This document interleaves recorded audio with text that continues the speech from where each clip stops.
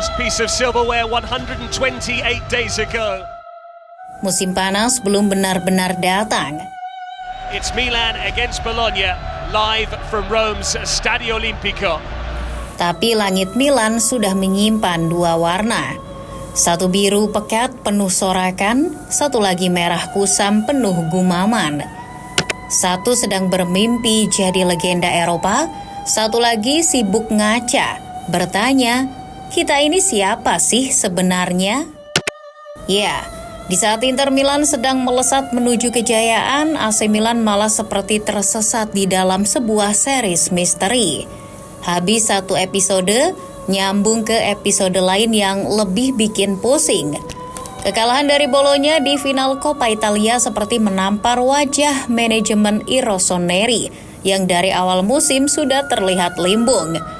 Ironisnya, mereka kini mulai memanggil-manggil nama Paolo Maldini, legenda klub yang dulu mereka depak begitu saja.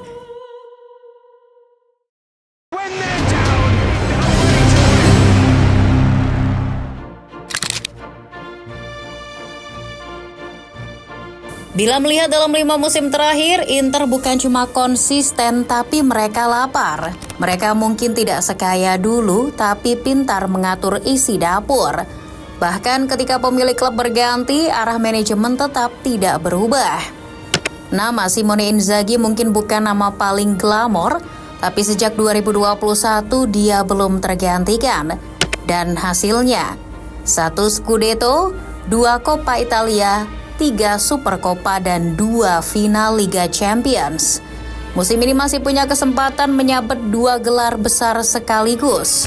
Inter seperti tahu mereka mau jadi siapa dan tak pernah malu-malu menunjukkannya.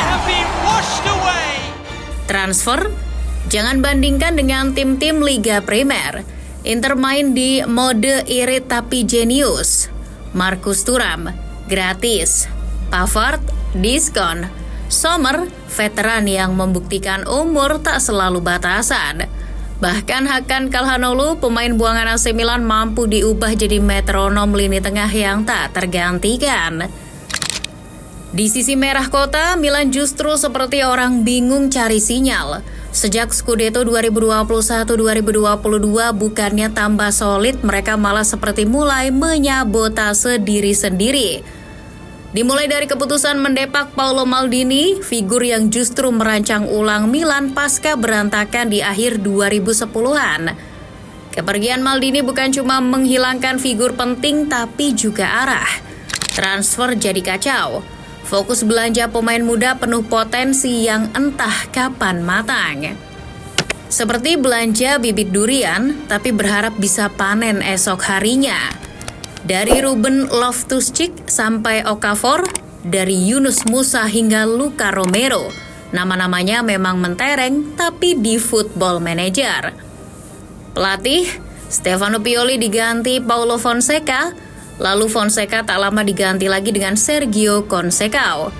3 pelatih dalam 3 tahun, ibarat seperti pergantian Menteri Pendidikan.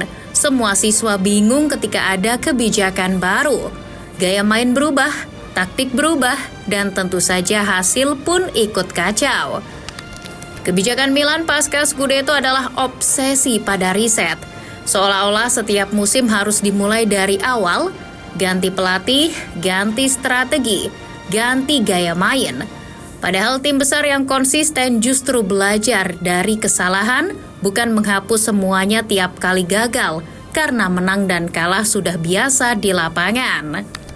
Adapun Inter menjaga tulang punggung timnya. Di belakang ada Bastoni dan Acerbi yang paham sistem. Di tengah, Nicolo Barella dan Calhanoglu adalah motor. Sementara di depan, Thuram dan Lautaro jadi duet maut. Mereka tidak sekedar membeli pemain tapi menyatukan potongan puzzle yang pas. Bahkan ketika kehilangan nama besar seperti Marcelo Brozovic dan Andre Onana, mereka sudah punya alternatif. Bukan sekedar panik beli. Sedangkan Milan, ketika kehilangan Sandro Tonali, mereka membeli 4 gelandang baru, tapi tidak ada satupun yang benar-benar menggantikannya. Ketika Brahim Diaz pergi, peran playmaker kosong, tak ada kesinambungan, tak ada blueprint.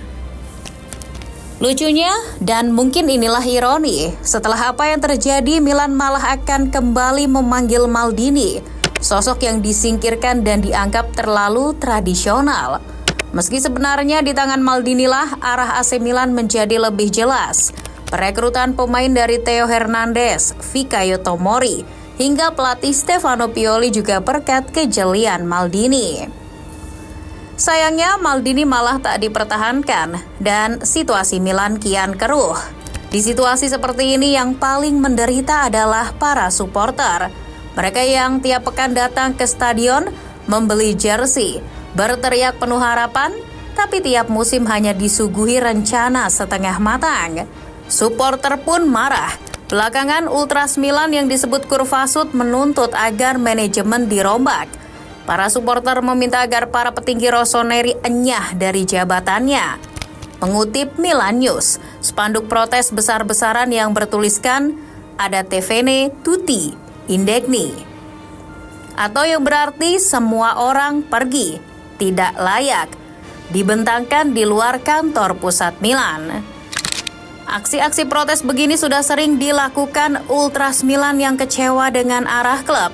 2 tahun lalu, para supporter bahkan berkonfrontasi langsung dengan para pemain dan staf pelatih. Aksi-aksi ini bisa dipahami karena AC Milan bukan klub kecil yang puas masuk 4 besar. Mereka bukan tim semenjana yang bisa berdalih, kami sedang dalam transisi. Mereka adalah klub elit.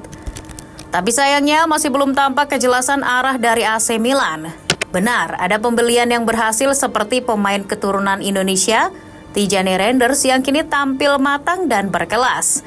Tapi secara keseluruhan lebih banyak mengundang tanya daripada pujian. Fabio Capello, legenda yang paham betul jeroan Milan, bahkan ikut bersuara.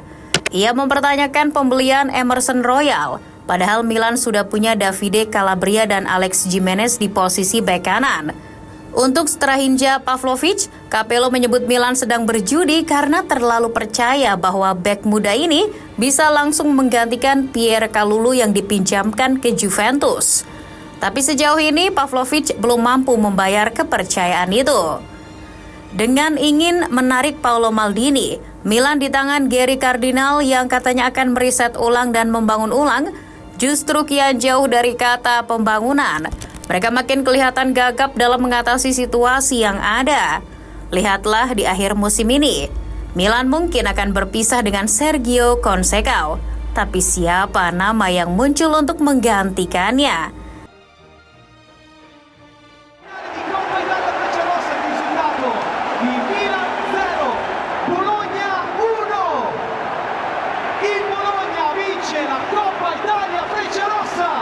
Vincenzo Italiano, pelatih yang mengalahkan Milan di final Coppa Italia. Coba bayangkan, tidak ada angin, tidak ada hujan, Milan tiba-tiba inginkan pelatih mediocre seperti Italiano. Betul bahwa Italiano bisa membawa Bologna juara di Coppa Italia, tapi apa dia sosok pelatih yang cocok buat tim sebesar AC Milan? Apa Milan tidak belajar pada Juventus yang terpikat pada Thiago Motta, yang katanya tokcer, tapi ternyata zong? Jika rossoneri ingin kembali berdiri sejajar dengan rival sekota yang tengah melesat, mereka harus berhenti membongkar ulang dan mulai menata pondasi dengan kesungguhan. Misalnya saja tak mengulangi kesalahan yang sama dengan mendepak Paolo Maldini. Mempertahankan pemain yang berperan penting seperti musim ini ada nama-nama seperti Christian Pulisic dan Rafael Leao. Dan mungkin tidak asal mencomot pelatih. Terakhir yang tak kalah penting membuat blueprint yang jelas untuk 10 tahun ke depan dari sisi manajemen, sehingga isu pergantian pelatih tak terulang kembali.